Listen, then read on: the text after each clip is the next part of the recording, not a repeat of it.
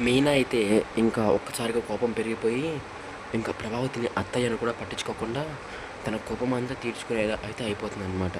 ఇంకా మీనా అయితే ఇప్పుడు మీ బండారం బయట పెట్టమంటారా? పెడితే మీ ఆయన ముందు మీ పరువు పోతుందనుకోవాలా? మీ కొడుకుల ముందు ఒక అమ్మగా పరువు పోయింది అని అనుకోవాలా? కోడళ్ళ ముందు ఒక అత్తగా పరువు పోయింది అని అనుకోమంటారా? ఇప్పుడు నన్ను నిజం చెప్పమంటారా?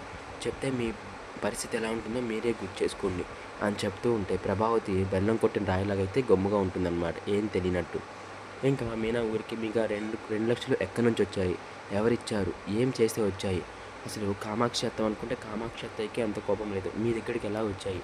అని అంటూ ఉంటే ఏం సమాధానం చెప్పుకున్నా గమ్ముగా ఉంటుంది. ఇటుపక్కేమో మన తినైతే కోపంతో ఒక పక్క భయపడుతూ మనోజ్ భార్య అయితే భయపడుతూ ఉండిపోతుందనమాట. అంటే తను ఎక్కడ బయటపడిపోతుందో అని. ఇంకా ప్రభావతిని మీకు ఆ డబ్బులు ఎక్కడి నుంచి వచ్చాయి అని అడగగానే ఇంకా సత్యం ఎక్కడి నుంచి వచ్చాయి? ఏం దొంగతనం చేస్తే వచ్చాయి? అని అంటే ప్రభావతి నా ప్రాణం పోయినా నేను దొంగతనం అయితే చేయనండి అని చెప్తూ ఉంటే ఇంతలో మీనా కూడా మరి నేను చేయను. మరి మీకు ఆ డబ్బులు ఎలా వచ్చాయి చెప్పండి. ఇప్పుడు చెప్తారా? నన్ను చెప్పమంటారా? అని బెదిరిస్తూ ఉంటుందన్నమాట.